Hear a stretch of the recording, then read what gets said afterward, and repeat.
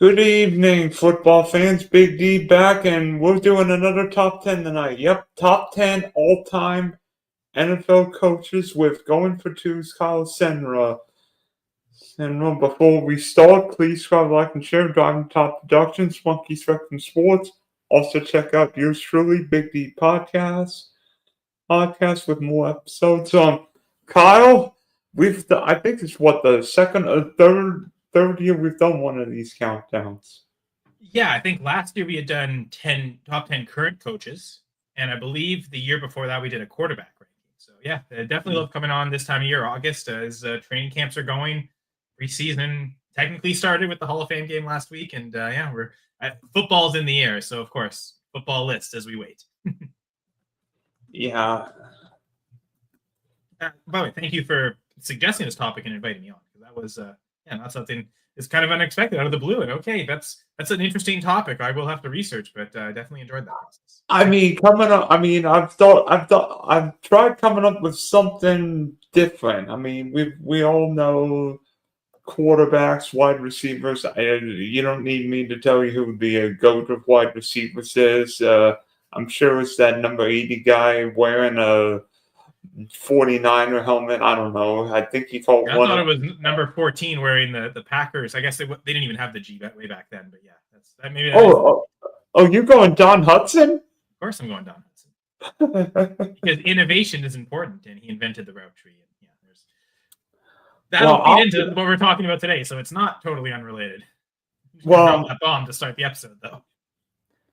Well, thinking top 10 coaches now. If we did coaches back from the 1940s, we get old coaches from old days. If we did coaches from today, we get coaches from today. So how do we make it? So while doing your list, what did you look at? So I guess the first thing I sorted out were all-time wins and win percentage. Those were two things I was kind of going with. Okay, who are the highest in those categories, and kind of going down the list, and then looking at their resumes. And I mentioned innovation, like which of these coaches also presented something new that was not only adopted by their teams, but by the league as a whole? And like, which of these coaches really impacted and changed the game? Like that. So if there was maybe less success than other coaches based on total wins or win percentage, a very innovative coach would raise up my rankings if they had enough wins. Like you gotta, and most of the innovators, people followed on because they were winners. So there wasn't really any like massive, like, oh god, this guy changed the game, but didn't do anything in terms of success, unless it was because they didn't coach in the NFL. Right? Like I think of a Chuck Shaughnessy. He impacted the NFL so much, but I think he was very briefly an NFL head coach, much more long tenured as a college coach. So like he's someone I didn't even consider for this. Just easier that way. It's okay. Like the true long tenured coaches who were innovative and also won. If you got all those things together, that's really what put you at the top of my list. Yeah, for my list, I look at longevity, success, and whether you left a legacy, and also brought something that people use today, whether it be some kind of an offense, some kind of a defense, a scheme that is being used throughout football today. Yes, and I know one of the things after I started already researching it, there's a few coaches I kept, several actually. They're on the NFL 100 list, and the 100th anniversary, the NFL released a list of 100 names, and it could have been players or coaches that impacted the game. And there's 100 people on the list. It's the NFL 100 list. It's kind of akin to the 50th anniversary, 75th anniversary. They've had different lists going over the years. There were 10 coaches on that list still, and so it could have been really easy just to take from those 10, right? These are viewed as in the 100-year history, the first 100 years of the NFL. These were the 10 best coaches. And on my list, I actually ended up excluding 2 from the top 10. So I made a kind of a creative choice to say the 2 coaches who weren't on that NFL 100 list should be higher. Now the 2 that aren't, I would say it'd be tough to have them lower than say 11 and 12. Like I agree that they are all-time great coaches, but I did want to get creative. So they were difficult. I would say those are the most difficult parts of the ranking for me, was 9 through 12, if we're going that way.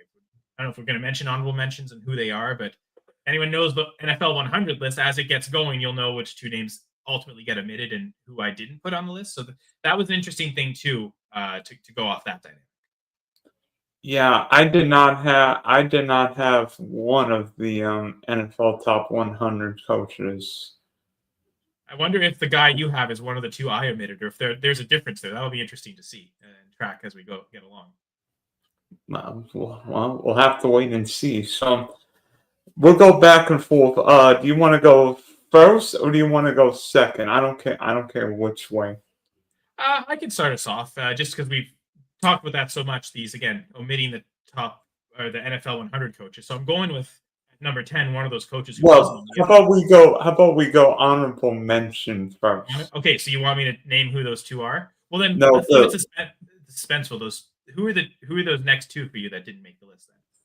Then number 11 and 12 for me. Well, number 12 would have been Jimmy Johnson, not just for, even though his NFL career was short compared to most, he not only was one of the best defensive coaches of his era, helped the Cowboys in the 90s, but Jimmy also helped get the trade value, and now everybody sort of knows the value trade of value chart for trade picks compared value. to players, right? Okay.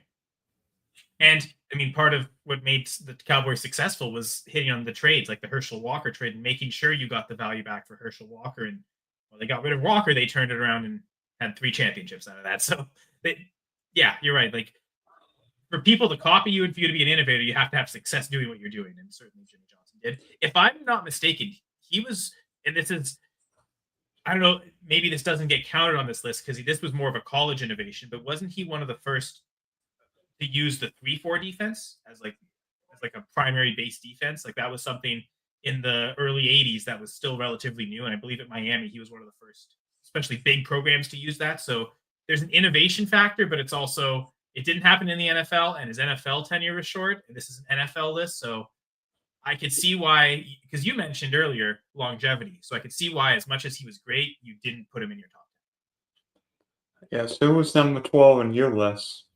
So mine, Paul Brown. I would say he's the lowest ranked of the NFL 100, and I mean he's great. I mean he won 3 championships in the NFL. Now the Cleveland Browns, the league before the NFL, they also won the 4 leagues that years that league existed. They won all 4 championships. So they just dominated that league. So 7 total championships for him. But again, this is an NFL list, so I am looking at strictly NFL time. His NFL regular season record was 66.7, which is incredibly impressive. Even higher than the guy I have ahead of him, but the playoff record, 52.9, I'm pretty sure is the lowest of these 12 coaches for their playoff winning percentage. So tremendous success. I mean, the thing with the Browns being the best team of the 50s is they won 3 championships. Pretty sure they also went to 4 other championship games. So almost 3/4 of the decade of the 50s, they were in the championship game. So, but also more losses than wins, which is why the playoff winning percentage is, again, only 52.9%. So, like I said, I'm pretty sure of all the coaches we're going to talk about, or at least I'm going to talk about today in the top 12, that percentage is lower. And I'm pretty sure that percentage is definitely lower than Jimmy Johnson's percentage, too. So you can throw him in there as well. So while I like Paul Brown, he created the Browns, or he was the first coach of the Brown. He created the Bengals. He's done a lot for football. But he's done a lot for those teams. I don't know that he's innovated much to Otto Graham was the big innovator in terms of how to throw. I don't know that Brown gave him the opportunity, but to me, Otto Graham became Otto Graham not because of Paul. So that's why he's 12 here. And then number 11 for you. The other guy I'm omitting is Joe Gibbs. So actually, again, 3 NFL championships, a worse regular season win record than Paul Brown, 62.1 compared to 66.7. But a playoff winning record of 70.8. That stat is almost what makes me regret not having him in the top 10. 3 NFL championships, twice coach of the year. It really came down very difficult to him and the guy I put at 10. I'll say. Yeah, and how about 3 Super Bowls with 3 different quarterbacks? And I think 3 different running backs too. Like it was the offensive line was the consistency factor for that team. But yeah, it's Theismann, Doug Williams, and then the Canadian Mark Rippon. Yeah, number 11 for me, and this one pains me, but Tuna, Bill Parcells. Not just what he did winning the Super Bowls with the Giants, but also the Jets, the Cowboys. Somebody's got to bring the groceries on this show. Yeah, no, for sure, right? Yeah, just that phrase alone, right? Like that's the innovation there. The coach GM, right? The argument for being a coach GM and not just a coach and GM have been separate, right? And I mean, how many teams take that approach now? There's definitely that is more common for sure. Okay, Do you want me to go with my number 10? I will start with my number 10, and you might not like this guy being a Packer fan, but George Papa Bear Hollis, 300 plus wins, had the NFL winning record, player, coach, owner. I think Hollis family and football go together, right? I mean, there's two NFL teams that existed in the original charter of the NFL. One's the Cardinals, and I'm pretty sure that team has changed ownership several times, but there's still George Hollis family. That's the one ownership group from the get-go of the NFL till now that's still there. I mean, yeah, created a lot of the league. To be fair, yeah, for sure.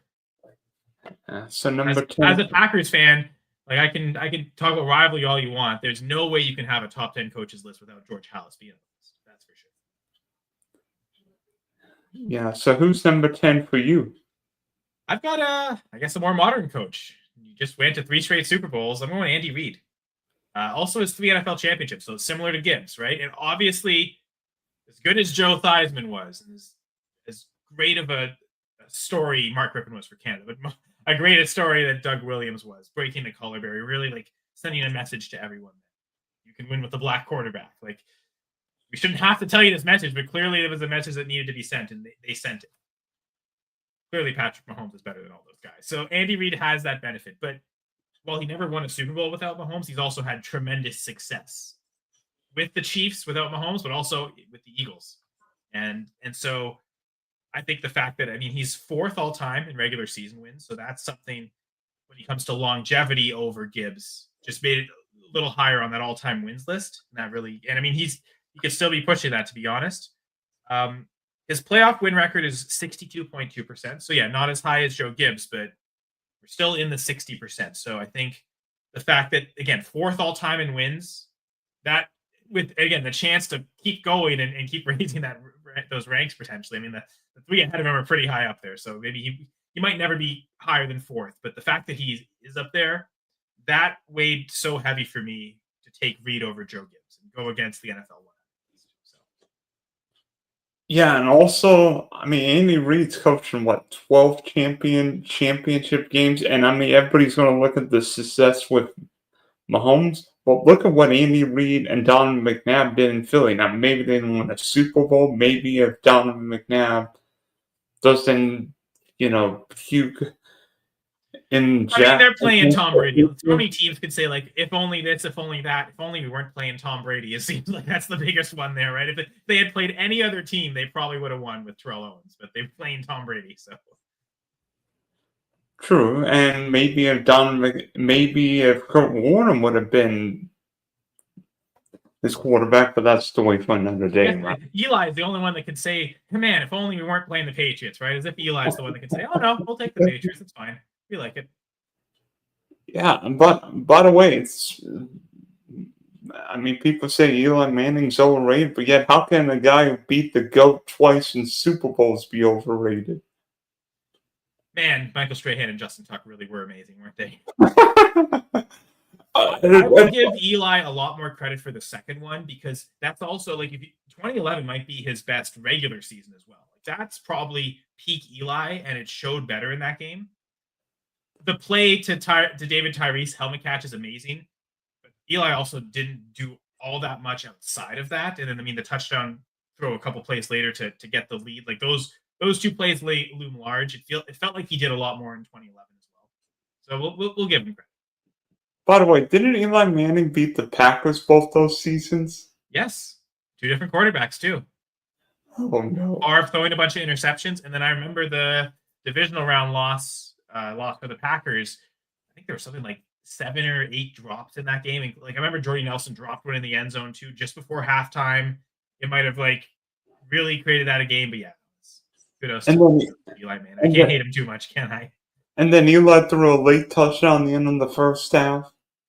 Right? Yeah, it could it totally would have changed things, right? Okay, you instead of it's a long touchdown to Nelson, it totally changed the score. Instead, you're having to punt, and then they get that 2-minute drive. Yeah, no, it felt like that's when that game was lost, right? When you couldn't connect, and then you let them score and extend the lead. Yeah, then it was. The second half didn't go so well. Packers defense was awful. It was one of the worst Packers Swiss cheese defense. I've talked about that before in the past on different shows. That was definitely an example of it. 2011. But we're here to talk about year not 11, but number 10 coach, right? We didn't get to Yeah. or did we? George Hallis was number 10 on my list. Number 9. Do you want me to go, or are we? Yes. Okay, so number 9, I got John Madden, and the one thing that stood out to me even more than Andy Reid's, being 4th all time in regular season wins, just total wins. John Madden is 2nd all time in regular season winning percentage. I don't know if I held that too extreme, but his 103, 32, and 7 record from a win percentage perspective has only been bested by one other guy. So that really stood out to me. I mean, he only won 1 championship, and all the guys I have ranked just immediately below him have 3. And I mean, his playoff win percentage is only 56.3, but it just, again, talk about innovative. It's funny. He seemed to actually innovate more outside of coaching than in coaching, but again, I don't know if I overreacted to that win percentage stat, but the fact that he's, again, I think it was Guy Chamberlain who's 1st all time in winning percentage at 75.9. So they're actually almost essentially like it's 75.8 or something. Like they're like he's almost essentially a win away from being the all-time win percentage leader, John Madden. So that was enough for me to put Madden on this list at 9.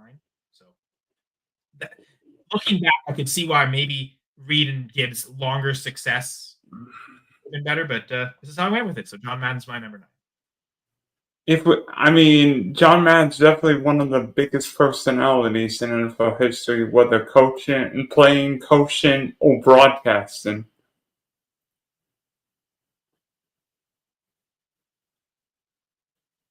So yeah, I didn't have much else to say. Like I don't know. I guess we'll find out if you have Madden on the list or not.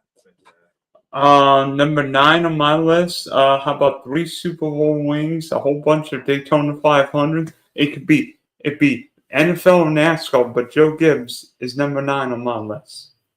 Yeah, so there you go. So that was I was wondering if it was going to be Paul Brown or Joe Gibbs, which, because you said there was only one of those two that you omitted from the top 10. So, all right, And that got my answer. And honestly, when I said Joe Gibbs at 11 outside my top 10, you gave me a look that kind of made me think, okay, he probably has Gibbs in the top 10. And I'm looking at it again now. That playoff winning percentage is one of the highest in NFL history. Maybe that should have stood for it more. I guess I wonder, was there less sustained success than Reid? Reid constantly getting to the playoffs, whereas Gibbs, when he got there, he knew what to do, and they'd win. So I'll give you that. That's a good point. And it seemed like when the then Redskins made the playoffs in the 80s, early 90s. I don't know what it was, but the NFC East team for a few years always ended up in the championship game of the Super Bowl. Yeah, the Giants won the one year, then Washington, and I think a couple of them lost to the 49ers, and then back to the Giants winning, and then the Bills, all 4 of the Bills Super Bowl losses were to AFC East teams. NFC East teams. NFC East teams. Well, to be fair, the Bills, especially the first one, they really lost to an AFC East team because they lost themselves. You needed to make that. Well, they lost to Otis Anderson and Bill Parcells. Yeah, no, I mean, time of possession, right? Like, you talk about why it's important in football. That game shows why it's important.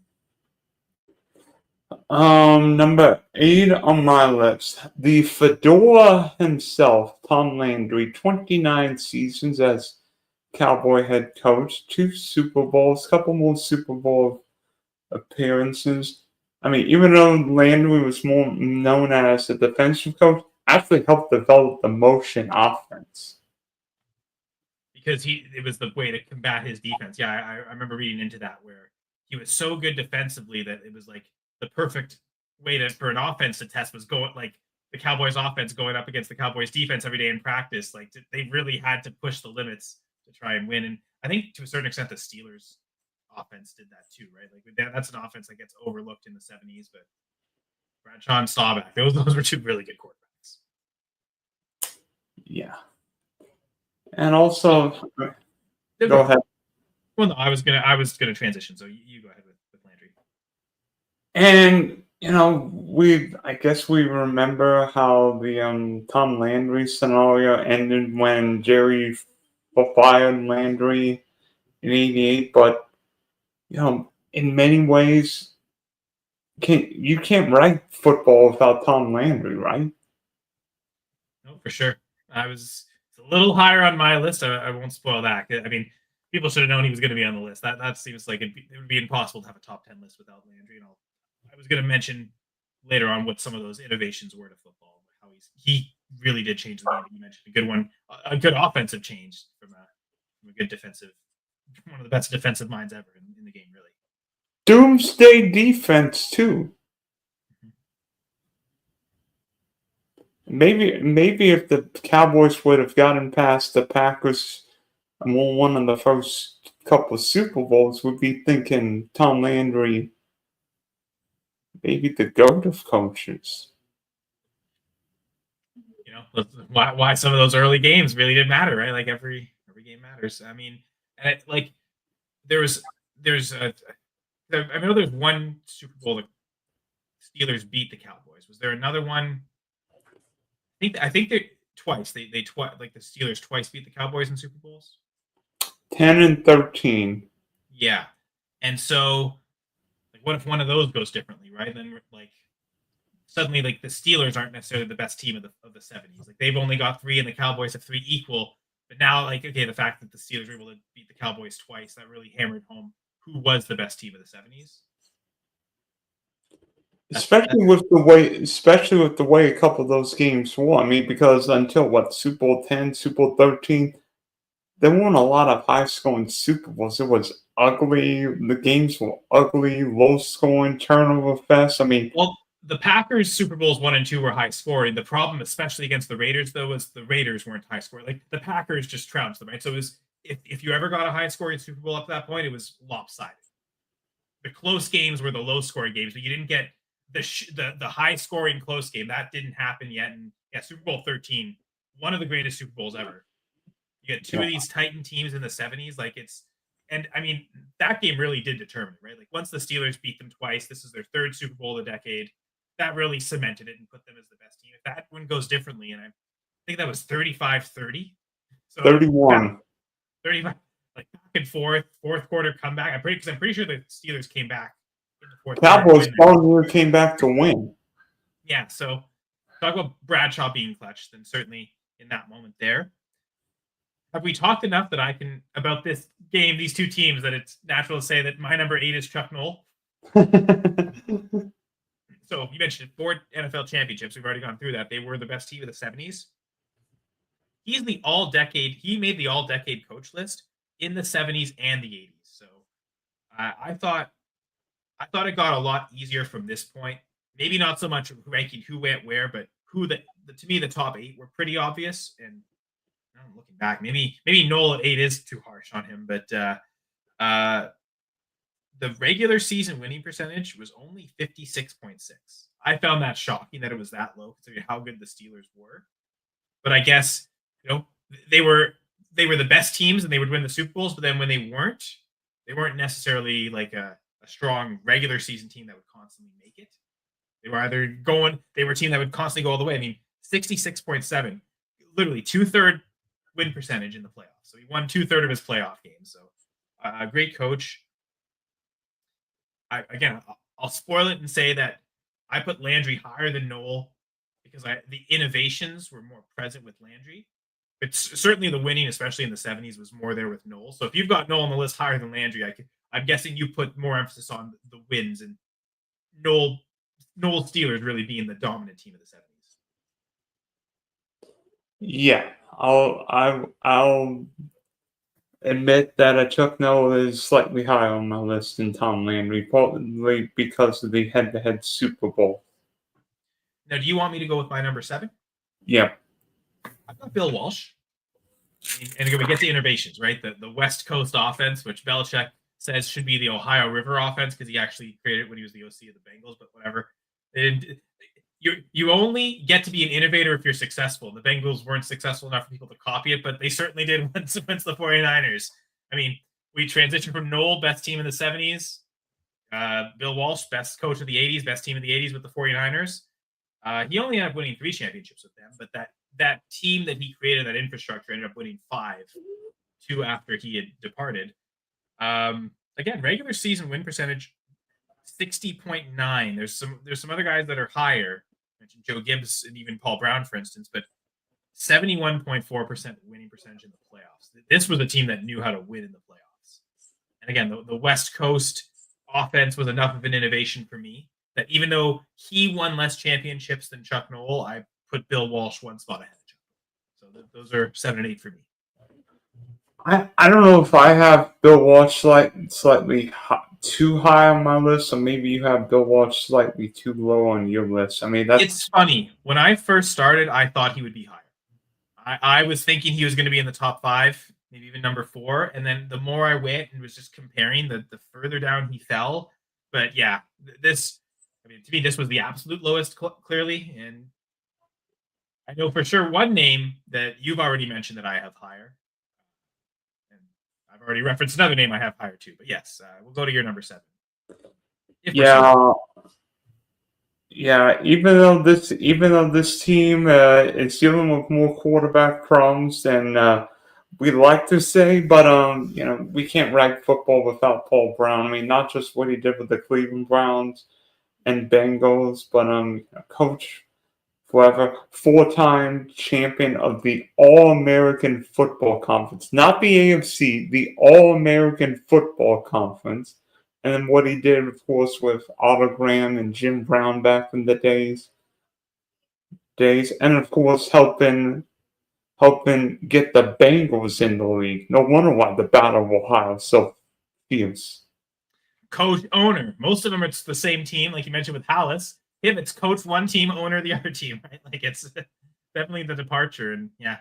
Okay, so never mind. I was wrong. So there is a difference. So the NFL 100 coach that you left off is not the one I think I know who it is, and it does make me a little sad.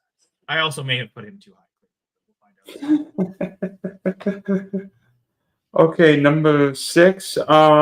Not 1, not 2, not 3, but 4-0 in Super Bowls with one of the best defensive dynasties: Steve Curtin, Terry Bradshaw, Franco Harris, Rocky Bleier, Lynn Swann, Dante Stallworth, and more Hall of Famers than I want to meet in a dark alley at night. Chuck Noll. Yeah, mean defensive lines that dominate. Like it's one of the ones we think of first, right? And it's certainly the players, but you put the players in the position to succeed. So yeah, Chuck Noll definitely deserving on this list. And yeah, when I had him at 8, I was kind of thinking that might be too low. Clearly, you agree. Now this is the guy I think you didn't put on your list. That at number 6 I have, and yeah, you see all the Packers stuff in the background. Go Pack Go, Curly Lambeau at number 6. Just as much of an innovator as George Halas was. I also haven't mentioned it yet. 6 NFL championships, win percentage in the regular season of 62.4%. Only 60% in the playoffs. It's funny there because there's 3 of those championships with Lambeau as coach that there were no playoffs. It was the I think the first playoff was 33, if I remember correctly. Everything before 1933, it was just like the English Premier League. Whoever was the best team at the end of the regular season won the championship. And the Packers got the NFL's first 3-peat doing that. So that's something. I mean, I'm not going to talk about too many 3-peats in the NFL. Sorry, Andy Reid. Yeah, he would have been higher if they'd won this year against the Eagles, right? Like, I mean, he's probably higher than 10 for me anyway. Lambeau seemed like one of the first coaches to truly use the forward pass. I mean, forward pass. That's what makes. If football was just rushing, we wouldn't be as excited about it. So, to me, I don't know if he made your list, but it certainly was number 6 for me. And maybe there's some Packer bias as to why he's ahead of Walsh. Certainly, I kind of like just we did more innovating in the game than Noel. So that one I'm kind of, as much as it feels like Chuck Noel's too low at 8, I'm kind of convicted there. You're right. Maybe I should have put Walsh ahead of Lambo. Maybe that is my Packers bias. Too much cheese in my brain getting in the way. But that's my number 6. I mean, I feel like an idiot not having Curly Lambeau on my list, but it's not because you're a Packer fan. It's because, I mean, yes, Curly Lambeau won 6 Super Bowls, and yes, Curly Lambeau and Joe Tallis faced each other for about 142 years, and I think in heaven right now they're still facing each other. They're probably saying, no, Bart Starr was better. No, my quarterback was better. My quarterback was better. My quarterback was better. Ray Nitschke's better. No, Dick Buckus is better.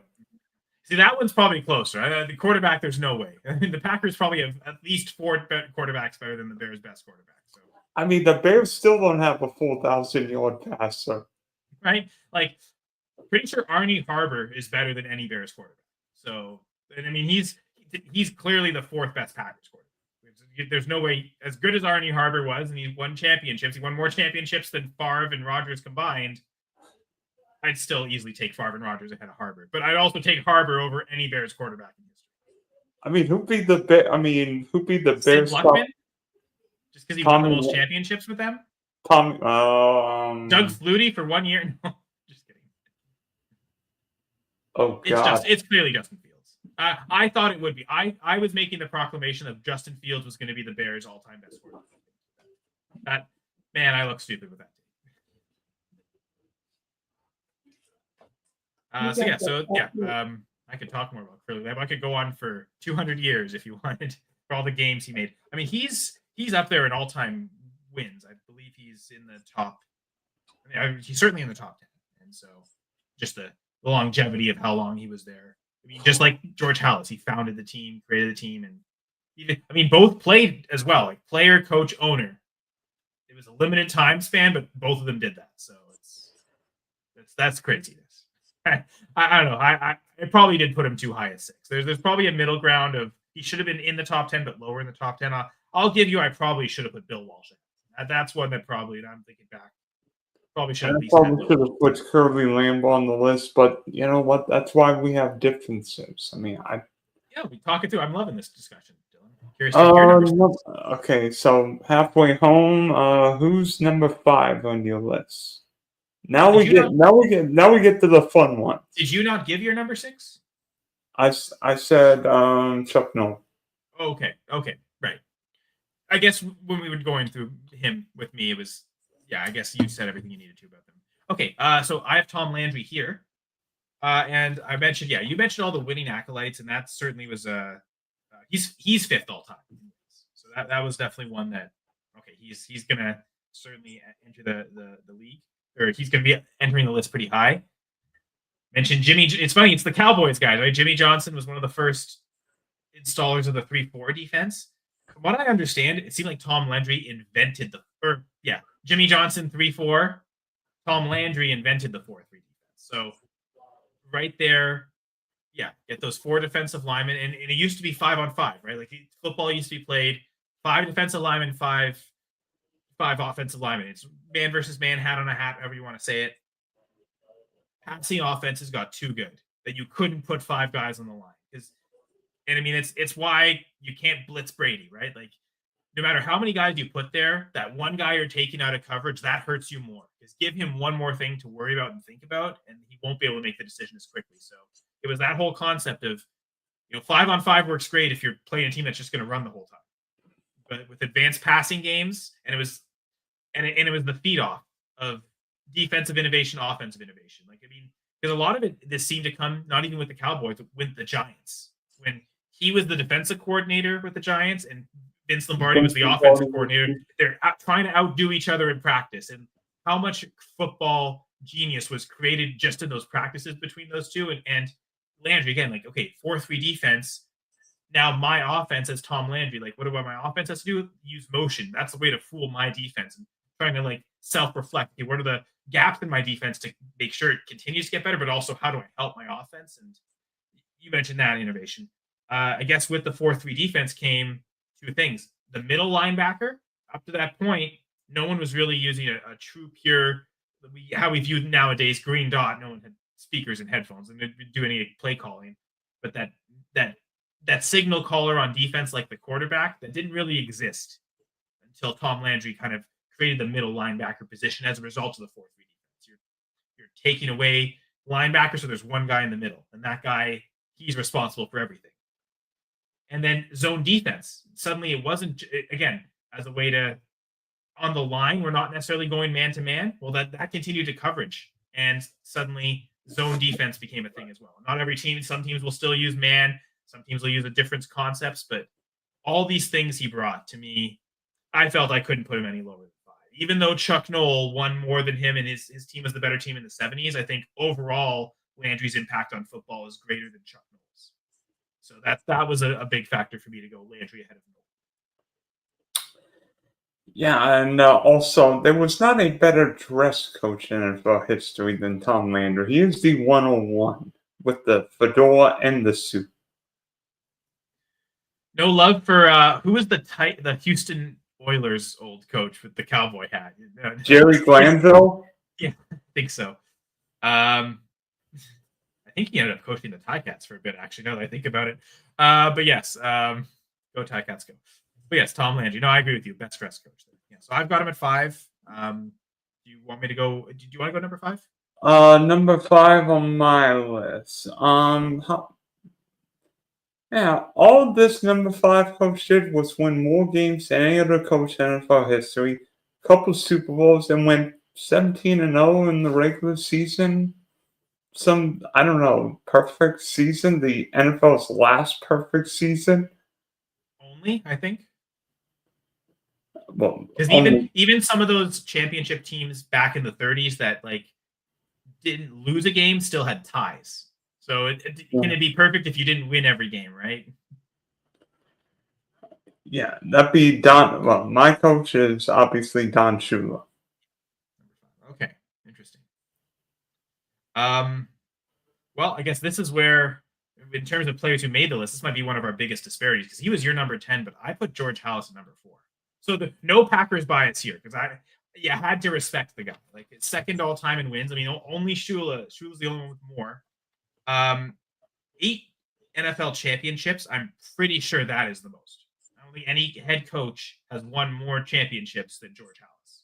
So that was, man, as much as I love the innovations of Landry and the success, I kind of felt like I had to put Halas higher. And even one of those championships came as a player coach, but that doesn't really matter to this. But the innovations that he made. Okay, so first off, some of the more accolades.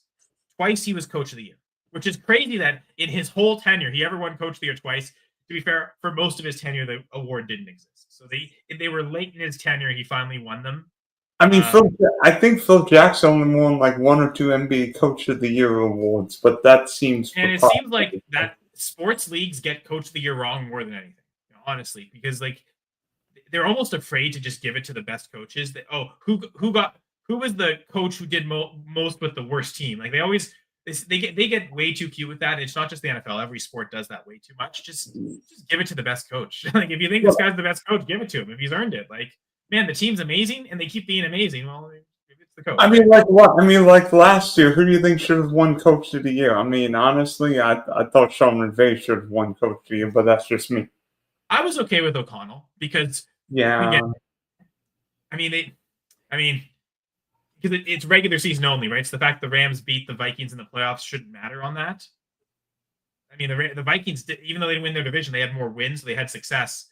Stafford is an amazing quarterback. Sam Darnold is most definitely not. So that was the one year when it was that extreme, right? It wasn't just, your team was awful and everyone expected them to be last and you just snuck in the playoffs. Like, you won 13 games with Sam Darnold. I thought that was actually last year's one of the few times I thought they got it right. So finally, they didn't get the MVP right, but they got at least Coach of the Year right finally for once. You can't let them do too much. I'm sure you were probably in the mall for MVP, right? Yeah. I don't care that Lamar is 3 and Josh Allen is 0. If he hasn't earned it, he hasn't earned it. I didn't love that Nathan McKinnon won it 2 years ago over Nikita Kucherov for that same reason. Oh, McKinnon hasn't won it, give it to him.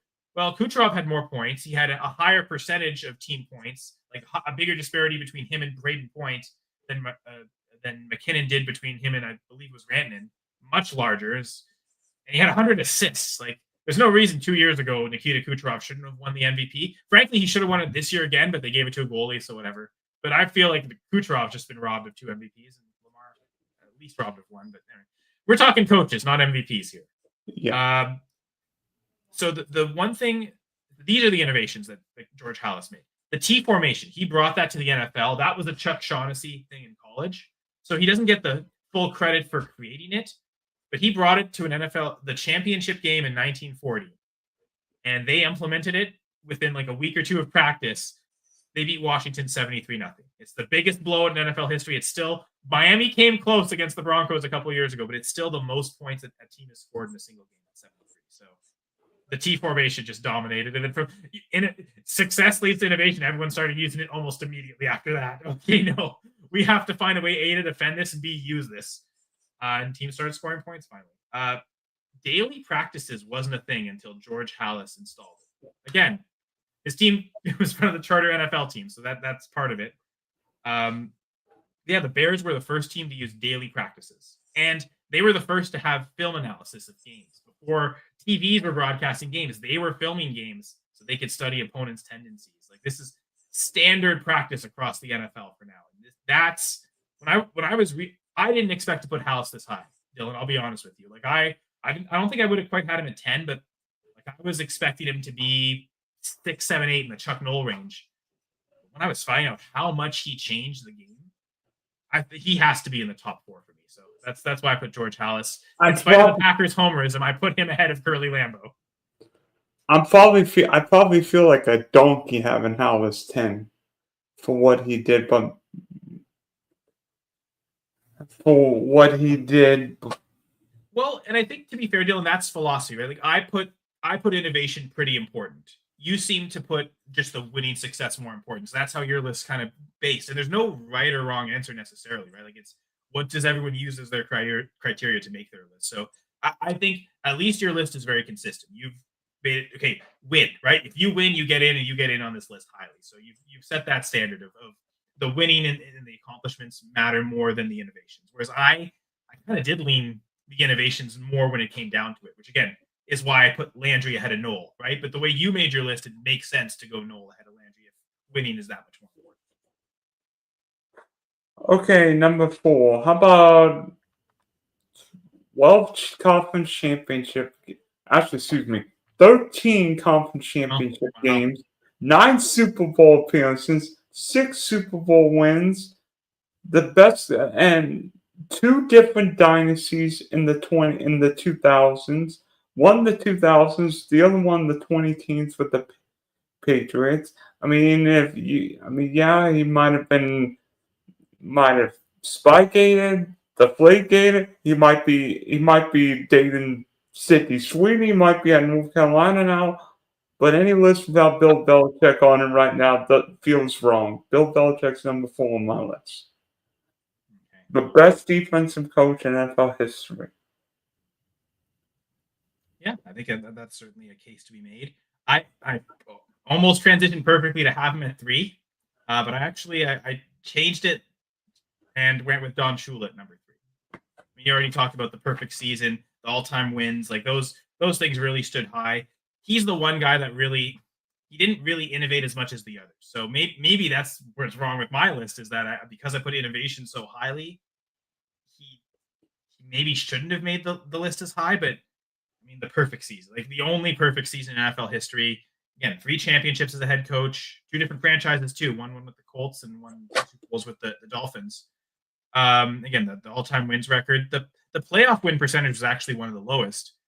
4 times he won Coach of the Year, and was an all-decade coach as well in the 1970s.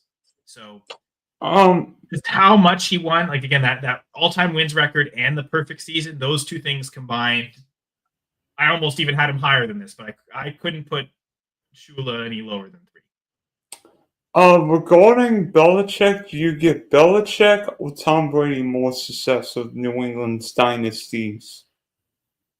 Brady. I think Yeah. I'm always going to default to the players. As great as coaches can be in football, might have more of an impact than on other sports. Especially in the play calling era of coaching, right? Like deciding what play to play in out. You can do that a lot more. Football enables the coaches to have more of an impact, but I still think it's Tom Brady. Yeah, especially with Tom Brady possessed that competitiveness, and first year in Tampa, Tom Brady wins the Super Bowl. Oh, And that's just it. When he has success, and then Belichick. I mean, the Mac Jones made it the playoffs the one year, but frankly, without Brady, there wasn't much success there. It looked like it clearly should go to Brady. Like that almost ended the debate when he won with Tampa immediately. It's okay, yeah. The Brady Belichick debate's dead. As great as Belichick is, it's undeniable Brady's greatness. That's for sure. Well, number three, I think both of us would concur. Probably the 21st century's best offensive coach. What is it? 12 championship games, won six Super Bowls, 3 Super Bowl wins, gone back to back, and everybody's going to say, well, he's only done it with Patrick Mahomes. But Andy Reid got the 5 NFC Championship games and a Super Bowl with Don McNabb back in the 2000s. And frankly, if maybe football would have been different back then, I think Andy Reid would have been more regarded and more respected, because Andy Reid was coaching when there were a lot of great defensive minded head coaches, and the rules weren't quite as offensively driven. You could actually sort of grab. But I mean, 7 straight championship games. I mean, Patrick Mahomes has never missed a championship game starting in the NFL. That's nuts. Yeah. And I think, would you agree? Like you're giving Mahomes more credit than Reid, but just like with Belichick, like those coaches deserve credit because these infrastructures for these quarterbacks to succeed is definitely Yeah, and you know what? I don't know what you would say, but how would Josh Allen fare with Andy Reid as his head coach compared to Sean McDermott? probably has 3 Super Bowls. Yeah, that was a guy that was definitely not going. I didn't even put McDermott on last year's list of top 10 current coaches. I don't think I have No, I think McDermott. we were in lockstep there that McDermott's definitely overrated. Number You know what, man? The one I really messed up on was Reid at 10, and I think you're kind of thinking that with Hallis at 10 too. I definitely should have put Andy Reid ahead of John Madden. That one for sure.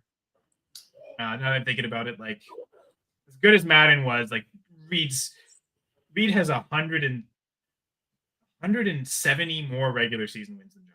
So I definitely should have had Madden at 10 and Reid at 9. Or honestly, like your point with Joe Gibbs, I probably shouldn't have kept Joe Gibbs off the list. That's okay. I have Belichick at 2, so it is. I am curious why Belichick ahead of Reid. I have Reid in front of Belichick. Why do you have Reid ahead of Belichick? Sorry, Dylan. I have Andy Reid over Belichick because I think as football changed, Andy Reid has evolved. Like some years, maybe the Chiefs run the ball, or some years the Chiefs are great defensively, or some years Pat Mahomes is throwing the ball deep.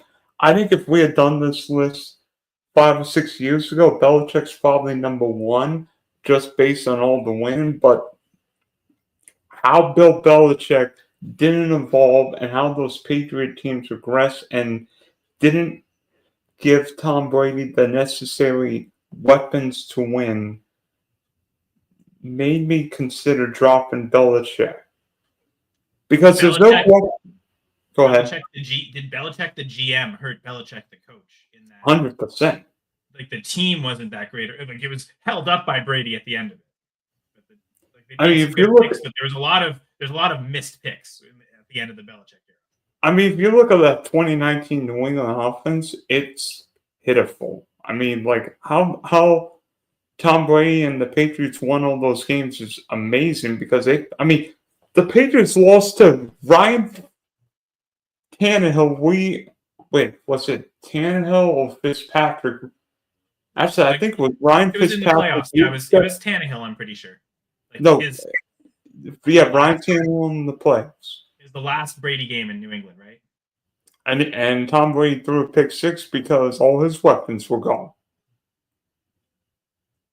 No, it's true. That team was very. You're right. Yeah, and I mean, even 2018. I mean, they won the Super Bowl by scoring 10 points, wasn't it? Like 13. 13, right? I mean, a lot of that offense at the end was Gronk when he was healthy, and hope Julian can catch a first down eventually. Actually, quite a lot. It was those two, right? It ran through Gronk and Julian Edelman, and they kept trying to add Mohamed Sanu and N'Keal Harry. Like, let's Jalen Polk, or I guess that was recently, but like Tyquan Thornton. Yeah, the Patriots could not draft a wide receiver if their lives depended on it. Anyway, so yeah, okay, I can. Again, I think I was just too low on Reed in general on the list. I know Shula, Belichick. I was back and forth on them. While Shula has the all-time regular season record, Belichick has the all-time playoff win record, 31 wins as a head coach. So that when it all came down to it, that kind of evened it out. And then Belichick was a more innovative coach than Shula. And I mean, the one biggest innovation he made was truly not even as defensive coordinator. I mean, he was the what was his first role with the Giants? It was like DBs and special teams coach, and it was already then he was starting to draw pass rush stuff for Lawrence Taylor, but truly utilizing the 4-3 and having those outside linebackers be, I guess no, they were more 3-4. Again, like we talked about, Jimmy Johnson brought it to college, like. The Giants really were one of the first NFL teams to really utilize that 3-4 and use that outside linebacker speed as the primary pass rusher. I mean, NFL teams today, like the edge rushing is so important, and how you force left tackles to become so important. Because I'm looking back at some of the all-time great tackles were always right tackles back in the day, and then it flipped in the 80s, and suddenly your left tackle had to be your best player on your offensive line. That wasn't really a thing before Belichick. So he forced offenses to completely change the way they play overnight. And everyone had to, as soon as Joe Theismann broke his leg, everyone realized, okay, left tackle is the most important spot. You have to protect the quarterback's blind side. So then when it came down to it, okay, he has twice as many championships as Shula. Yes, Shula has more regular season wins, but then the playoff wins takes that. More Coach of the Year awards for Shula, 4 versus 3.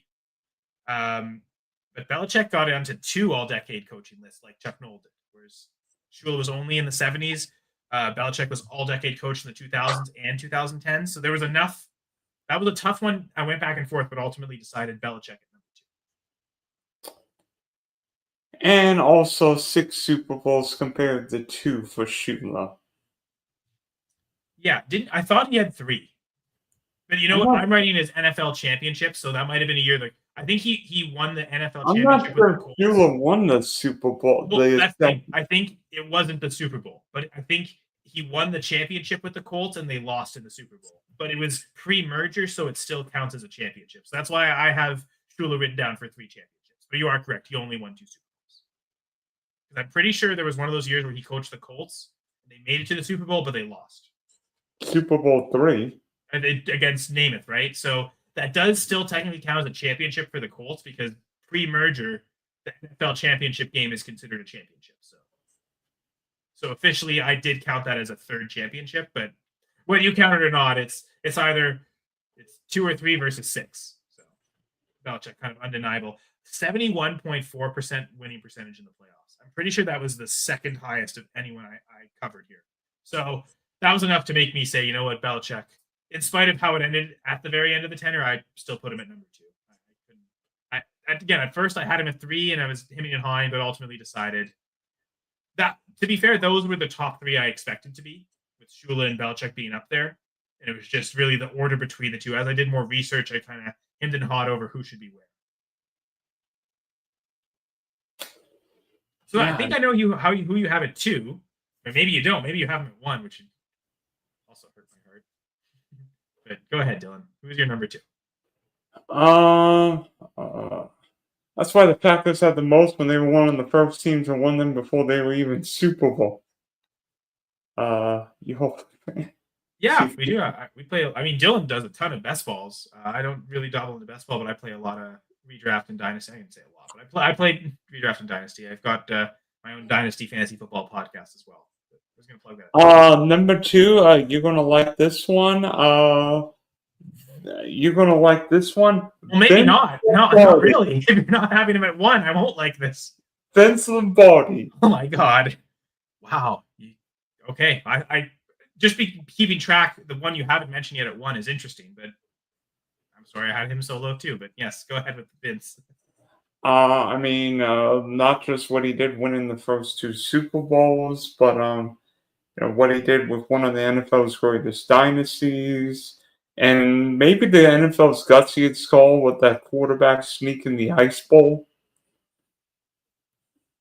Technically, it was Bart Starr's call too, but that too, right? But trust your player, right? Like, okay, no, he thinks it'll work. Let's do it. Run and get out of here. A little more biblical. And in a way, I mean, there's a reason why everybody wants the Lombardi Trophy. Yeah, no, for sure. I mean, 3rd all-time in winning percentage. Only Guy Chamberlain and John Madden had more all-time higher winning percentage. Actually, I didn't see this comment till earlier, but Rivori Sports probably likes my John Madden ranking at number 9. But also mentioned Mike Ditka as someone we didn't even talk about as an honorable mention at all. I did not consider Mike Ditka on the list. I'll be honest. There's a guy I didn't even consider Bill Parcells. To be honest, I probably should have looked at him closer. But yeah, those are a couple that top 20 for sure. We would have mentioned them. I mean, we did mention them technically, but we would have ranked them. Yeah, would Tom Coughlin have made your top 20? Probably not. But I mean, if I was going top 20, a larger list, I would have looked at a lot more candidates too. I wanted to didn't want to overburden myself with the task. I had a really good idea of who I was going to take. Like I said, the NFL 100 list was a guiding principle. Okay, those 10 on that list, again, I chose to exclude 2. You chose to exclude 1. It was really, really tough to look away from most of those coaches. So like there was some of it that was already kind of set for us in terms of the names we chose. In terms of Lombardi, I mean, he's my number 1. Like I think he's the greatest coach of all time. So 3rd all-time winning percentage, best all-time playoff winning percentage. Though 90% win percentage in the playoffs is absurd for anyone in any sport. That's the type of thing that makes him arguably the greatest coach in sports all-time period. Just dominance in the playoffs. That one championship game you lost to the Eagles, never again. We're never losing another playoff game, and they never did. Now, the success of 5 championships in such a short span, and considering for the Packers, going from a 1-10-1 team in 58 to a 7-5 team in 59, one of Lombardi's 2 Coach of the Year awards. He has the 62 season, the greatest season in Packers history with only 1 loss. Cursed Lions for ruining the perfect season, but whatever. It's one of the highest point differentials in NFL history. The 62 season is, when you rank all-time seasons, I think it's got to be in the top 5. So orchestrating that type of season, similar to Shula with the perfect year season, but the 3-peat. And Shula came close. I think the Dolphins, I believe they lost. Did they lose a Super Bowl to the Colts or to the Cowboys? Lost an NFC championship. Yeah, the Dolphins lost in a Super Bowl to the Cowboys, and then the year after, back-to-back, they lost to the Raiders when Kenny Stabler beat them in Oakland. Right. So Shula came close to 3-peat, and I mean we saw Lambeau do it, but with no playoffs. So the true only NFL 3-peat with the playoff system is the Vince Lombardi Packers in 1965 through 67. So having that when no one else can do that, I mean, man, Andy, Packers fan, I was sweating that hard because that looked like that was in true jeopardy of Andy Reid getting it. But no, sure enough, the Packers the only franchise to 3-peat. They've done it twice. You can throw it 29-31 if you want, just because there's no playoffs, but you cannot deny Lombardi's greatness and dominance at the time. It's Michael Jordan-esque in terms of how much they won. but how much he changed the game. I mean, he probably innovated as much as George Halas did, but like 40 years before. How George Halas changed how practice was done.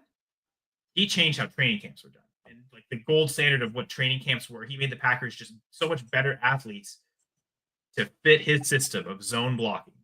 So this maybe is why Landry invented the 4-3 defense in the first place, was to combat something like zone blocking. Because then suddenly the 5 guys in the box with zone blocking, you might end up with defensive linemen who aren't blocking anyone, and they suddenly can't get their hands on O linemen. So you had to get that guy off the line of scrimmage and only go with 4, because this zone spacing was so much that the D lineman just couldn't keep up. So he changed the way football was done. He invented zone blocking essentially, but then it also changed the way defense was played as a result of it. So it's just and what we're trying to get is a seal here and a seal here, and we're gonna run this play in the alley. Yeah, it's block here, block there, run to daylight, baby. And at his peak, I think Jim Brown's the best running back ever. 8 seasons he played professional football. He led the league in rushing 9 seasons he played. He led the league in rushing 8 of those 9 seasons. The 1 year he didn't, I think it was Jim Taylor. It was him or Paul Hornung. It was one of the two. I think they were both top 5 in rushing that year, the 1962 Packers. The truly most dominant version of the Packers that ever existed. The 62 Packers who went on to, pretty sure I think they beat the Giants in the championship game, and they kind of destroyed them. It wasn't close. It was mostly what they did to all the teams that year, again, except that one game against the Lions. Actually, they beat the Lions that year in a very close, it was a 12-7 type of game. Like that, their 2 closest games that year were to the Lions. One they lost, one they won. But yeah, the 62 season, truly one of the gold standards. The 60s in general for the Packers, one of the greatest dynasties ever. You maybe give Belichick the edge of having essentially 2 dynasties with those 6 championships, but how dominant the Packers were when they were at their peak, and how much Vince Lombardi changed the game. He is my number 1 coach. Dylan, I guess reveal yours, although I think if anyone's been paying attention, keeping track of, it's someone that was on my list, but who on my list hasn't been mentioned yet. So for those who haven't figured it out, Dylan. Let's see. I think my number 1 coach brought football into another stratosphere with the West Coast offense. He and Joe Montana created maybe the NFL's best team, especially you look at the 1984 Niners with what they did. I think the Niners only lost 1 game that year.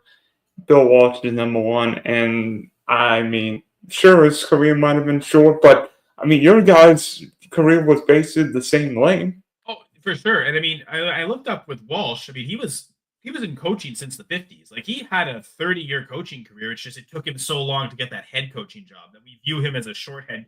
It was just because he got that 1 head coaching job in the NFL, and he was so successful that he never had to look for another when he just retired. Right? So it took him so long to get there, but he was coaching to the 50s, so he had a long career. It's just as a head coach, we view him as a short career. But I was surprised how long he had been in coaching before that, because I also thought that not the longest career, but then I looked back and it was like, yeah, into the early 50s, he was in colleges coaching and decent jobs too. So, by the way, who was the coach of the Houston Oilers in like 1972? I can't think of his name. I can't think of his name. Neither can I.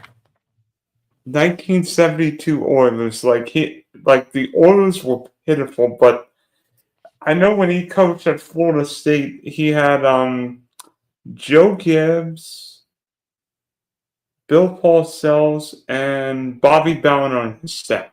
Bill Peterson. Oh gosh, Bill Peterson. Talk about the NFL's worst coaches. Bill Peterson's on that list. 1-18. Oh gosh! Oh gosh! Wow, that's actually a worst. I didn't realize. I always thought Urban Meyer had the worst winning percentage. Like, that's actually worse than Urban Meyer's. Yeah, 1-13. That 72 season, and I guess they were so bad the next year that they fired him midway through the season. I wonder if it's Bo's uncle, Kent Nix, who was the quarterback of the team. gosh. I think Dan Pastorini was the quarterback of the Oilers. Yeah, he was. Kent Nix was just another quarterback on that roster. You are right. It looks like Pastorini was the starter. Might have been better off having a. Oh, never mind. No. I mean, NFL top 10 Wolves coaches all time. I know who 1 and 2 would be on my list. I think I Well, know. I was gonna for sure lock in Urban Meyer as number one. I don't think Peterson ever kicked one of his players, so I even though the percentage might be worse, I would still be very tempted to just keep Urban Meyer at number one. But yeah, this Bill Peterson guy, I might not have had him on the list without knowing about him. He's that bad. So Um, but by the way, this is true. I actually met Urban Meyer twice. True also, story. I met him twice, and I think Urban Meyer would be 1, and number 2 would probably be Bobby Petrino. yeah, that's fair. We don't want to highlight. We want to highlight the good coaches, though. So I don't want to. That would be. This Yeah. was fun to do and research, Dylan. I think a worst coach list would depress me. I think you know what we should do if we're going to do Wolves coaches, we should do it in black and white and have like a rapid use. Yeah, maybe. I mean, hey, yeah, I guess both of us only had one coach that's currently coaching on the list, and Andy Reid, and he's really old. He's been coaching for a while, right? So it's yeah. As much as I love Sean McVay, and I mean, he was my number 2 coach last year on the when we did the current coach list. Wasn't quite enough yet to put him in the top 12 all time, but he is certainly. As much If there's as any current head coach that would, if we redid this in 5 years and could somehow make the list, it would in my mind be Sean McVay. or Sean Payton. Yeah, maybe Peyton. I guess it's who can get the better second act, right? Can Peyton win a championship without Breeze? Can McVay win a championship without Stafford? If one of them manages to do that, they probably get the edge over. But you're right. I mean, yeah. Peyton was someone I didn't quite consider either. Maybe I overlooked him. What if John Harbaugh wins the Super Bowl with Lamar? That's true. He was someone who was on my radar because his winning percentage is one of the highest. I think he's top 5 in regular season win percentage. So I mean, from a neutral standpoint, I love Lamar in a Super Bowl. I mean, yeah, Lamar's the freak. That is my prediction right now: is the Ravens winning the Super Bowl this year. The Chiefs will not get to the Super Bowl this year. That is my prediction, which I guess is a bold take, apparently. But I don't have the Chiefs winning the AFC West this year. Broncos, Chargers. Okay. See, my take is I think the Chargers actually missed the playoffs. Ooh. It's funny because my hot take last year was that they'd make the playoffs, and they did that. And I'm going to double down and go the opposite direction. I'll tell you what. My hot take last year was that the Niners missed the playoffs. True story. Good job. I didn't go that far. I think I had the Cardinals as a playoff team, but as a wild card team, and that failed miserably. And this year, the Detroit Lions missed the playoffs. I love that as a Packers fan. I am picking the Lions to win the division again, though. I was skeptical last year because it had been so long since they won one division title. What were the odds they were going to win 2 in a row? Okay, well now that you've done 2 in a row, I'm convinced. Could still see the Packers losing the division, but still getting further in the playoffs. That's my story, and I'm sticking with it. I just think I remember what happened when the Eagles lost both coordinators after the Super Bowl, and Philly just fell flat toward the playoffs. But I think Dan Campbell's a better coach than Doug Peterson, and I think with Peterson, Sirianni. Well, you're talking that year. Sorry, I'm thinking 2017. When the Eagles lost, it's happened twice to the Eagles, right? Like they've gone through that 2 periods. So I was thinking Peterson, like without Frank Wright, Peterson kind of got exposed. I don't think that's my comparison. Like I think Dan Campbell, there's a much more infrastructure certain that's his own, that his offense won't completely fall apart without his version of Frank Wright, which is Ben Johnson. I think the O-line being so good. And yeah, you've had to replace 2 of your O-linemen, but you've still got those elite tackles kind of protecting. I think they'll manage to still be a really good offense. So the defense is the question. It was a question last year, and they were the 1 seed. So like the defense being a question doesn't really change it for me. I mean, but Detroit's schedule might be the hardest in the league. I mean, Green I Bay mean, they played a first place schedule last year. didn't play the AFC North last year, though. I mean, you imagine at Baltimore, at Kansas City, at Cincinnati. But all the NFC North teams are playing the AFC North too, right? So Plus, I think they play. I think they're at Philly. They're at. But you know what? Every year there's going to be 3 or 4 teams that make the playoffs one year that don't the next year. I know I'm picking the Chargers to be one of those. I mean, last year I picked the Bills to be one of those teams that the Dolphins would win the division and the Bills would miss the playoffs. Boy, that was wrong. Not picking that again. Bills win the division this year. I'm going to pick that again. But yeah. John Allen. I would love if the Lions missed the playoffs. That'd be hilarious. I really hope you're right, Dylan. I really do. I wouldn't mind Bears Packers NFC Championship game. See, I all the anti Caleb Williams stuff I've spouted, like, no, I wouldn't like that. I mean, the Packers, it would be an easy win for the Packers. I'd like it from that standpoint, but man, for the sake of football, that would be an awful. At least give us Commanders Packers. That would be entertaining. That would, as a Packers fan, that would be quite frightening, to be honest. In fact, I would expect we'd lose that game. So, all right, Bears Kyle. NFC Championship game, man. You know, the last time the Bears and the Packers played in the NFC Championship game, I definitely enjoyed that time. Let's BJ Raji got a pick 6 in that game, if my memory serves me right. BJ Raji in coverage, man. Don Capers. Supposedly that wasn't the call. BJ Raji was just playing the play and free balling, which that's what players do sometimes. I mean, that's a Cowboy back to the Ice Bowl. There's definitely a play. I think not the Ice Bowl, sorry, Super Bowl, the 66 championship game. The Cowboys they were down by 4. They needed a touchdown and they were close. Like, they were in the red zone. And a player who was supposed to be in coverage kind of saw that that Staubach was escaping the pocket, getting out, so he just ran and rushed him. I think that was Don Meredith. Sorry? I think that was Don Meredith because Staubach was still with the Navy. You're right. Yeah, it's not Staubach. You're right.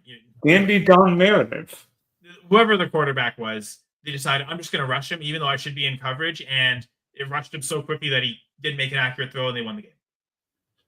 So it was like, you played the play, right? Like, I can affect this game right now as a pass rush, even though it's not my assignment. Sometimes players just play the play. So thank you, BJ Raji, for the pick 6.